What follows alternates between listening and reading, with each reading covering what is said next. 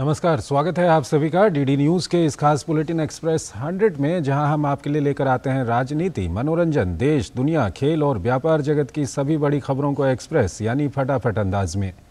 मैं हूं चंद्रशेखर जोशी। तो आइए शुरू करते हैं तेज खबरों का सिलसिला। केंद्रीय गृह मंत्री अमित शाह के नेतृत्व में नई दिल्ली में वामपंथी उग्रवाद प्रभावित राज्यों के मुख्यमंत्री, उप मुख्यमंत्री और अन्य संबंधित अधिकारियों के साथ वामपंथी उग्रवाद पर समीक्षा बैठक संपन्न हुई। देश से 2 सालों में वामपंथी उग्रवाद पूरी तरह खत्म करने का लक्ष्य रखा गया। पिछले 4 दशकों में वामपंथी उग्रवाद क्षेत्रों में सबसे कम हिंसा और मौतें 2022 में दर्ज की गई हैं। गृह मंत्री ने बैठक में कहा कि पीएम मोदी के नेतृत्व में वामपंथी उग्रवाद के खिलाफ केंद्रीय सशस्त्र पुलिस बलों की तैनाती और अंतिम पायदान पर खड़े व्यक्ति तक विकास को पहुंचाना है। भारतीय रिजर्व बैंक ने द्विमासिक मौद्रिक नीति की घोषणा की, जिसमें आरबीआई ने रेपो रेट में कोई बदलाव नहीं किया है। आरबीआई गवर्नर शक्तिकांत दास ने कहा कि मौद्रिक नीति समिति ने रेपो रेट को 6.50% पर अपरिवर्तित रखने का निर्णय लिया है। आरबीआई गवर्नर शक्तिकांत दास ने कहा कि चालू वित्त वर्ष में देश की जीडीपी विकास दर 6.5% रहने का अनुमान है। वहीं अगले वित्तीय वर्ष की पहली तिमाही में जीडीपी विकास दर 6.6% रहने का अनुमान है। आरबीआई गवर्नर ने कहा कि वर्तमान वित्त वर्ष की पहली तिमाही में सकल मुद्रास्फीति घटकर 4.6% हो गई है, जबकि पिछले साल की पहली तिमाही में ये 7.3% थी। भारतीय रिजर्व बैंक गवर्नर के बयान के अनुसार 2023-2024 के लिए वास्तविक सकल घरेलू उत्पाद की वृद्धि दर 6.5% रहने का अनुमान है। दूसरी तिमाही में इसके 6.5%, तीसरी तिमाही में 6% और चौथी तिमाही में 5.7% रहने का अनुमान है। जीआर इंफ्रा के प्रबंध निदेशक अजेंद्र अग्रवाल ने कहा, ये सरकार बुनियादी ढांचे की भूमिका को अच्छी तरह से समझती है। हमने गुजरात में 7,000 करोड़ रुपए का निवेश किया है। हम ऐसे और अवसरों में भाग लेंगे और गुजरात और देश की अर्थव्यवस्था को बेहतर बनाने में सहयोग करेंगे।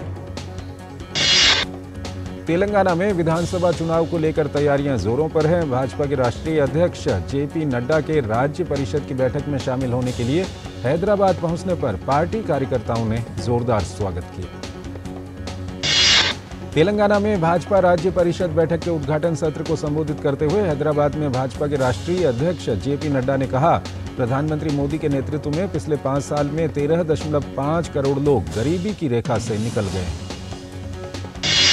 हैदराबाद में भाजपा अध्यक्ष जेपी नड्डा ने कहा, जम्मू कश्मीर से लेकर तमिलनाडु तक ये सभी पार्टियां पारिवारिक पार्टियां हैं। कांग्रेस राष्ट्रीय पार्टी नहीं बल्कि सोनिया, राहुल, प्रियंका की पार्टी है। एकमात्र राजनीतिक दल जो राष्ट्रीय दल के रूप में लड़ रहा है वो भाजपा है। प्रधानमंत्री नरेंद्र मोदी 10 जनवरी को वैश्विक वाइब्रेंट गुजरात शिखर सम्मेलन के 10वें संस्करण का उद्घाटन करेंगे। गुजरात के मुख्यमंत्री ने वैश्विक कारोबारियों को शिखर सम्मेलन में भाग लेने के लिए आमंत्रित किया। गुजरात के मुख्यमंत्री भूपेंद्र पटेल ने कहा, पिछले 20 वर्षों में पीएम मोदी के दूरदर्शी मार्गदर्शन ने गुजरात को देश का विकास इंजन बना दिया है। वाइब्रेंट गुजरात समिट ने एक भूमिका निभाई है इस यात्रा में महत्वपूर्ण भूमिका। केंद्रीय राज्य मंत्री शोभा करंदलाजे ने राज्य सरकार पर केरल में सहकारी घोटालेबाजों को बचाने का आरोप लगाया। तिरुवनंतपुरम में प्रेस वार्ता में उन्होंने कहा कि राज्य में 15 सहकारी बैंकों से संबंधित हजारों करोड़ रुपए का घोटाला सामने आ रहा है। केंद्रीय मंत्री गजेंद्र सिंह शेखावत ने राजस्थान सरकार पर हमला बोला है। उन्होंने राजस्थान में शिक्षा, स्वास्थ्य, रोजगार के अवसर, चिकित्सा, इन सभी मुद्दों में राज्य सरकार के विफल होने का आरोप लगाया। केंद्रीय मंत्री गजेंद्र सिंह शेखावत ने कहा कि प्रधानमंत्री नरेंद्र मोदी ने हर घर में जल पहुंचाने का लक्ष्य रखा था, जिसे हमने पूरा किया है और इस दिशा में आगे भी काम किए जा रहे हैं।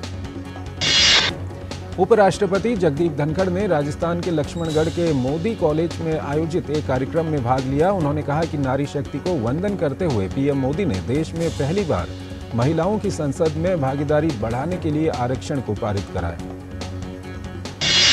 रेल मंत्री अश्विनी वैष्णव मध्य प्रदेश के इंदौर शहर के लक्ष्मीबाई नगर स्टेशन का दौरा कर चुके हैं। इस दौरान उन्होंने बताया कि इंदौर के कुछ रेलवे स्टेशनों को और भव्य तरीके से बनाया जाएगा। इसमें लक्ष्मीबाई नगर स्टेशन भी शामिल है। G20 शिखर सम्मेलन की ऐतिहासिक सफलता के बाद अब दिल्ली के द्वारका में IICC यशोभूमि में 13 और 14 अक्टूबर को पार्लियामेंट 20 का आयोजन होने जा रहा है। सम्मेलन का उद्घाटन 13 अक्टूबर को PM मोदी करेंगे।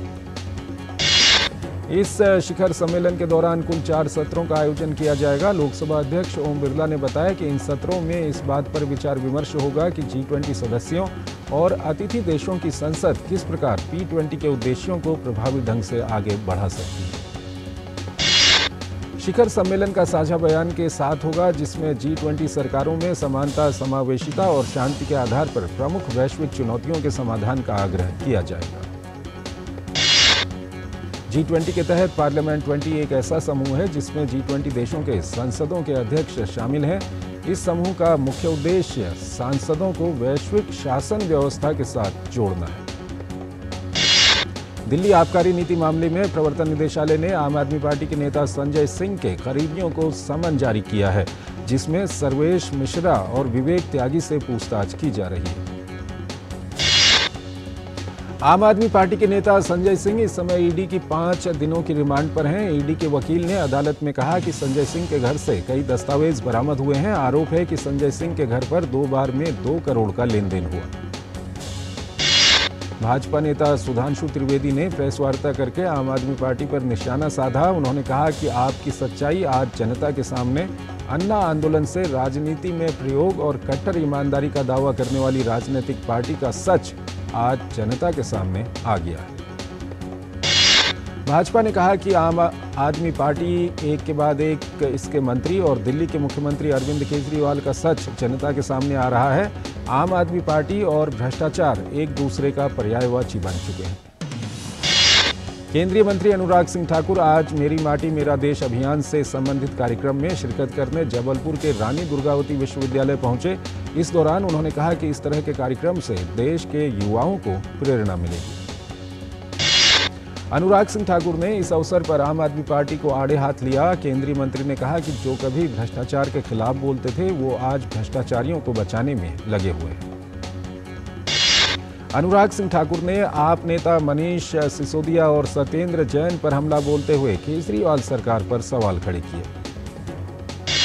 केंद्रीय मंत्री अनुराग सिंह ठाकुर ने मध्य प्रदेश में आगामी चुनावों में बीजेपी की पूर्ण बहुमत की सरकार बनने का दावा किया। केंद्रीय मंत्री ने कहा कि मध्य प्रदेश में एक बार फिर से कमल खिलेगा।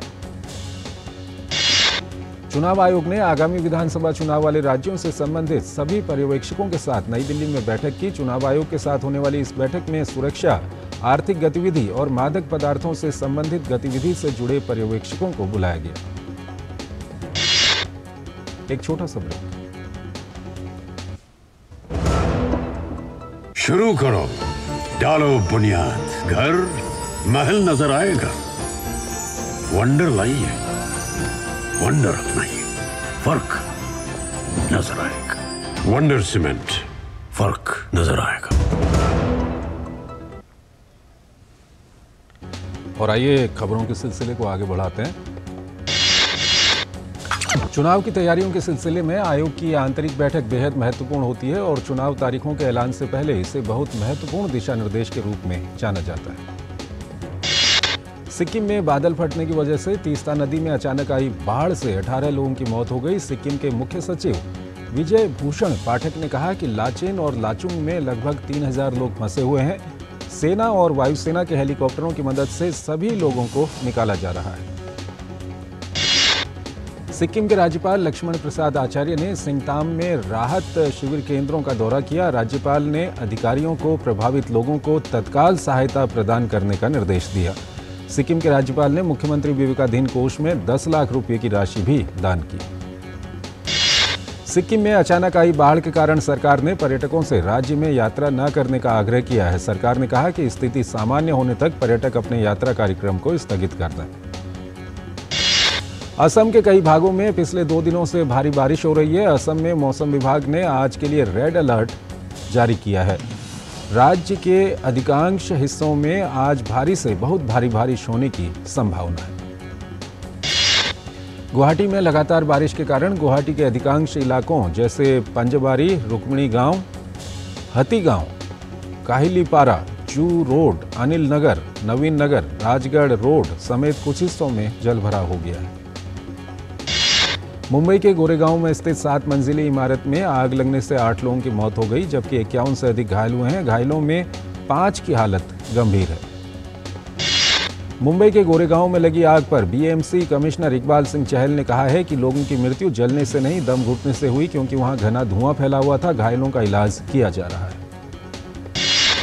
महाराष्ट्र के मुख्यमंत्री एकनाथ शिंदे ने गोरेगांव अग्निकांड में प्रत्येक मृतक के परिवार को 5-5 लाख रुपए देने की घोषणा की है, जबकि सभी घायलों का इलाज सरकारी खर्च पर किए जाने की बात कही गई है।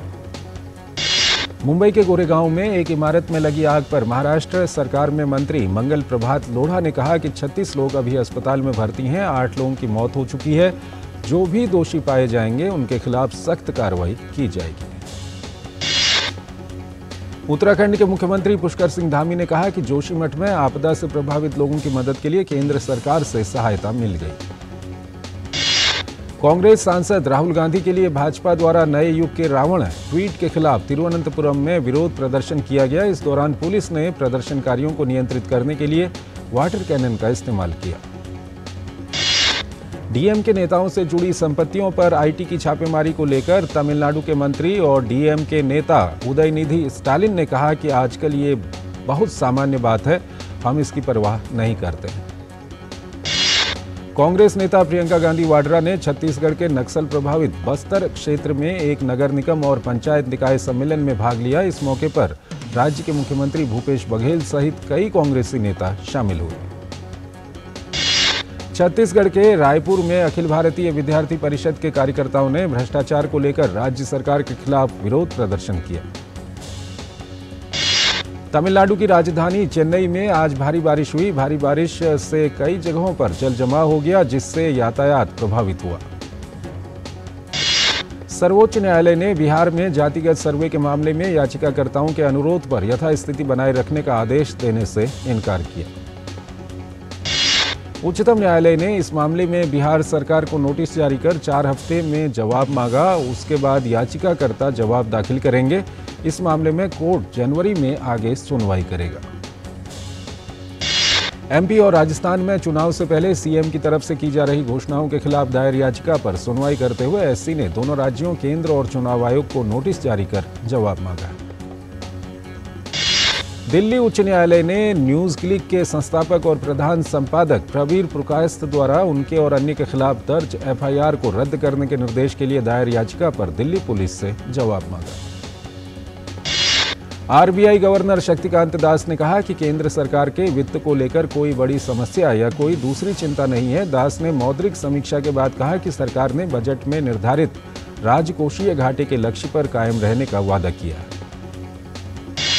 आरबीआई गवर्नर शक्तिकांत दास ने चौथी द्विमासिक 3 दिवसीय बैठक के बाद बताया कि बुलेट पुनर्भुगतान योजना के तहत शहरी सहकारी बैंकों के लिए स्वर्ण ऋण की सीमा 2 लाख रुपए से बढ़ाकर 4 लाख रुपए कर दी गई है। आरबीआई ने भुगतान अवसंरचना विकास कोष पीआईडीएफ की समय सीमा को 31 दिसंबर 2025 तक विस्तारित करते हुए इसमें पीएम विश्वकर्मा योजना के लाभार्थियों को भी शामिल करने का निर्णय लिया है। रिजर्व बैंक की मौद्रिक नीति समिति ने नीतिगत दरों में लगातार चौथी बार कोई बदलाव नहीं करने का निर्णय लिया है, जिससे आम लोगों के घर, कार और अन्य प्रकार के ऋणों की किस्तों में कोई बढ़ोतरी नहीं होगी। आरबीआई गवर्नर शक्तिकांत दास ने मौद्रिक नीति समीक्षा पेश करते हुए कहा कि केंद्रीय बैंक ने नियमन के दायरे में आने वाले संस्थानों के लिए स्वनियामक संगठनों एसआरओ को मान्यता देने को लेकर व्यापक रूपरेखा जारी करने का निर्णय किया है। एमआर प्रॉपर्टीज के सीईओ अमित जैन ने कहा कि देश में विभिन्न परियोजनाओं को लेकर केंद्रीय मंत्री पीयूष गोयल से चर्चा हुई है। कंपनी अगले साल जनवरी में होने वाले वाइब्रेंट गुजरात सम्मेलन में कुछ घोषणाएं कर सकती है। सार्वजनिक क्षेत्र की मैग्नीज अयस्क उत्पादक मॉयल का चालू वित्त वर्ष की पहली तिमाही का उत्पादन 45% बढ़कर 8.15 लाख टन हो गया है। पिछले वर्ष की समान अवधि में उसने 5.63 लाख टन मैग्नीज अयस्क का उत्पादन किया। आभूषणों के रिटेल नेटवर्क का संचालन करने वाली company Zoya Lucas India limited अगले 2 वर्षों में करीब 2400 करोड़ रुपए के निवेश से 40 नए स्टोर शुरू करेगी। एयर इंडिया ने विमान देखभाल के उद्देश्य से लगभग 10 लाख कलपुर्जे रखने के लिए दिल्ली में एक विशाल भंडारण इकाई शुरू की है। सरकार देश के अंतरिक्ष क्षेत्र के एफडीआई मानदंडों को सुगम बना सकती है। एक शीर्ष अधिकारी ने ये जानकारी देते हुए कहा कि सरकार का इरादा देश में कारोबार सुगमता की स्थिति को और बेहतर करने का है। एक छोटा सा ब्रेक। शुरू करो, डालो बुनियाद, घर महल नजर आएगा। वंडर लाइए, वंडर अपनाइए, फर्क नजर आएगा। वंडर सीमेंट, फर्क नजर आएगा। स्वागत है आपका ब्रेक के बाद। आइए आगे बढ़ते हैं। वाणिज्यिक कर विभाग ने बेंगलुरु में अघोषित गोदामों में बेहिसाब भंडार रखने और कर चालान जारी किए बगैर माल को बेचने के बारे में जानकारी मिलने के बाद 100 से अधिक व्यापारिक प्रतिष्ठानों और गोदामों पर छापेमारी की है। वैश्विक बाजारों से मिले मिश्रित रुझानों के बीच आज घरेलू शेयर बाजार हरे निशान पर बंद हुए। सेंसेक्स 364 अंकों की बढ़त के साथ 65,995.63 अंक पर बंद हुआ। वहीं दूसरी तरफ निफ्टी में भी 105.70 अंक की बढ़त दर्ज की गई। ये 19,651.45 अंक पर बंद हुआ। फार्मा क्षेत्र के लिए कच्चा माल बनाने वाली वेलिएंट लैबोरेटरीज का शेयर अपने निर्गम मूल्य 140 रुपये पर करीब 20% की बढ़त के साथ बंद हुआ। बीएसई पर कंपनी का शेयर 20.75% की बढ़त के साथ 169.05 रुपये पर पहुंच गया। ये कंपनी की ऊपरी सर्किट सीमा है। अंतर्राष्ट्रीय स्तर पर कच्चे तेल की कीमतों में गिरावट के बावजूद घरेलू स्तर पर तेल के दाम स्थिर रहे। दिल्ली में पेट्रोल 96.72 रुपये प्रति लीटर जबकि डीजल 89.62 रुपये प्रति लीटर पर बरकरार रहा। रूस और यूक्रेन के बीच जारी जंग को 1.5 साल से अधिक हो चुके हैं, बावजूद इसके संघर्ष थमने का नाम नहीं ले रहा है। रूस के इस भयानक मिसाइल हमले के बाद यूक्रेनी अधिकारियों ने फुटेज जारी किया है, जिसमें हमले के बाद खार्किव क्षेत्र के होजरा गांव में एक इमारत को नष्ट होते दिखाया गया है। यूक्रेनी अधिकारियों के मुताबिक रूस का यह हमला तब हुआ जब लोग एक शहीद सैनिक का शोक मनाने के लिए एकत्र हुए थे। वहीं रूस के इस हमले के बाद यूक्रेन के राष्ट्रपति वोलोदिमीर ज़ेलेंस्की ने कहा कि यह घटना नागरिकों पर जानबूझकर किया गया हमला था और कोई ब्लाइंड स्ट्राइक नहीं थी। रूस के यूक्रेन पर इस हमले के बाद संयुक्त राष्ट्र मानवाधिकार उच्चायुक्त ने मिसाइल हमले की जांच के लिए एक फील्ड टीम तैनात करने की घोषणा की है। जेल में बंद ईरान की महिला पत्रकार और एक्टिविस्ट नरगिस मोहम्मदी को नोबेल पीस प्राइज से सम्मानित किया गया है। 51 साल की नरगिस फिलहाल ईरान की एवान जेल में कैद हैं। उन्हें 31 साल की जेल और 154 करोड़ की सजा सुनाई गई है। रूसी दौरे पर पहुंचे उज्बेकिस्तान के राष्ट्रपति शौकत मिर्जियोयेव ने आज क्रेमलिन में व्लादिमीर पुतिन से मुलाकात की। यूरोपीय संघ के 27 राष्ट्रीय नेताओं ने स्पेन में एक गोलमेज सम्मेलन का आयोजन किया। इस सम्मेलन में नए प्रवासन संकट और दीर्घकालिक अस्तित्व संबंधी चुनौती के समाधान पर मंथन हुआ। सीरिया के मध्य में स्थित होम्स में एक सैन्य अकादमी पर हमले में मारे गए दर्जनों लोगों को दफनाया गया। क्रेमलिन के प्रवक्ता दिमित्री पेस्कोव ने कहा कि वैगनर समूह के मुखिया येवगेनी प्रिगोजिन की विमान दुर्घटना में हुई मौत के कारणों पर जांचकर्ताओं ने अभी तक अंतिम रिपोर्ट तैयार नहीं की है। 9वें एशियाई खेलों में भारत का 100 पदक का आंकड़ा पार करना तय हो चुका है। अब तक भारत ने 22 स्वर्ण के साथ कुल 95 पदक जीत लिए हैं। एशियाई खेलों में भारत ने हॉकी में एक बार फिर परचम लहरा दिया है। भारतीय पुरुष हॉकी टीम ने स्वर्ण पदक जीतने में सफलता पाई। इस जीत के साथ भारतीय हॉकी टीम ने पेरिस ओलंपिक के लिए क्वालिफाई कर लिया है। भारत ने इससे पहले 2014 के एशियाई खेलों में स्वर्ण पदक जीता था। एशियाई खेलों के इतिहास में ये भारत का चौथा स्वर्ण पदक है। तीरंदाजी में भारत की अतनु दास, तुषार शेलके और धीरज बोमादेवरा की जोड़ी ने पुरुष रिकर्व टीम में रजत पदक जीतने में सफलता पाई। भारतीय पुरुष ब्रिज टीम ने रजत पदक जीतने में सफलता पाई। भारतीय टीम को फाइनल में हांगकांग के खिलाफ शिकस्त मिली। तीरंदाजी में भारत की अंकिता भकत, सिमरनजीत और भजन कौर की महिला रिकर्व टीम ने कांस्य पदक जीता। एशियाई खेलों में बैडमिंटन में पुरुष एकल वर्ग में एच.एस. प्रणॉय को कांस्य पदक मिला। एशियन गेम्स में बैडमिंटन के पुरुष एकल में भारत को यह पदक 41 साल बाद मिला है। भारत ने सेपक टैक्रो में ऐतिहासिक कांस्य पदक हासिल कर लिया है। कुश्ती में भारत की सोनम मलिक ने कांस्य पदक जीता। कुश्ती में ही भारत की किरण बिश्नोई ने 76 किलोग्राम की फ्री स्टाइल में कांस्य पदक जीता। कुश्ती में ही भारत के अमन सहरावत ने 57 किलोग्राम वर्ग में कांस्य पदक अपने नाम किया। एशियाई खेलों में शानदार प्रदर्शन करते हुए भारतीय पुरुष क्रिकेट टीम ने फाइनल में प्रवेश कर लिया है। एशियाई खेलों में शानदार प्रदर्शन करते हुए महिला कबड्डी टीम ने फाइनल में प्रवेश किया। भारतीय पुरुष कबड्डी टीम ने भी फाइनल में जगह बना ली है। वहीं चिराग शेट्टी और सात्विक साईराज की जोड़ी ने बैडमिंटन के पुरुष युगल फाइनल में जगह बना ली है। चिराग सात्विक की जोड़ी एशियाई खेलों के पुरुष युगल फाइनल में जगह बनाने वाली पहली भारतीय जोड़ी बनी। एक और छोटा सा ब्रेक। शुरू करो, डालो बुनियाद, घर महल नजर आएगा। वंडर लाइए, वंडर अपनाइए, फर्क नजर आएगा। वंडर सीमेंट, फर्क नजर आएगा। स्वागत है आपका ब्रेक के बाद और आइए अब खबरों के सिलसिले को और आगे बढ़ाते हैं। रामायण धारावाहिक में राम सीता के रूप में मशहूर अरुण गोविल और दीपिका चिखलिया की जोड़ी 36 साल बाद फिर रुपहले पर्दे पर दिखाई देगी। केंद्रीय मंत्री नितिन गडकरी के जीवन पर आधारित मराठी फिल्म गडकरी का आधिकारिक पोस्टर रिलीज हुआ है। फिल्म 27 अक्टूबर को सिनेमाघरों में प्रदर्शित होगी। साउथ सुपरस्टार विजय थलापति की बहुप्रतीक्षित फिल्म लियो का ट्रेलर रिलीज हो गया है। कन्नड़ अभिनेता ध्रुव सर्जा के जन्मदिन पर उनकी अपकमिंग फिल्म मार्टिन का नया पोस्टर रिलीज हुआ है।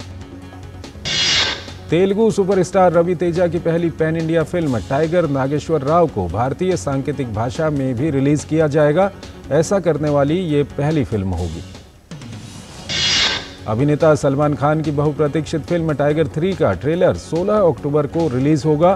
फिल्म 10 नवंबर को रिलीज होगी। अभिनेता टाइगर श्रॉफ की अपकमिंग फिल्म गणपत का पहला गाना हम आए हैं रिलीज हो गया है। ये एक पार्टी सॉन्ग है। इस फिल्म में अमिताभ बच्चन और कीर्ति सेनन भी प्रमुख भूमिका में हैं। अभिनेता सनी देओल की ब्लॉकबस्टर फिल्म गदर 2 OTT पर रिलीज हो चुकी है। दर्शक इसे ZEE5 पर देख सकते हैं। सोशल मीडिया पर एक्टर गुरमीत चौधरी का एक वीडियो सामने आया है जिसमें वो सड़क पर बेहोश पड़े शख्स को CPR देते नजर आ रहे हैं। गुरमीत के इस जेस्चर की हर तरफ तारीफ हो रही है। महानायक अमिताभ बच्चन ने KBC होस्टिंग के दौरान खुलासा किया है कि वो BSc के पेपर में फेल हो गए थे। फिजिक्स उन्हें बिल्कुल भी समझ नहीं आती थी और रट्टा मारने के बाद भी वो इसमें फेल हो गए थे। तो इस बुलेटिन में फिलहाल इतना ही। आप बने रहिए DD न्यूज़ के साथ। नमस्कार।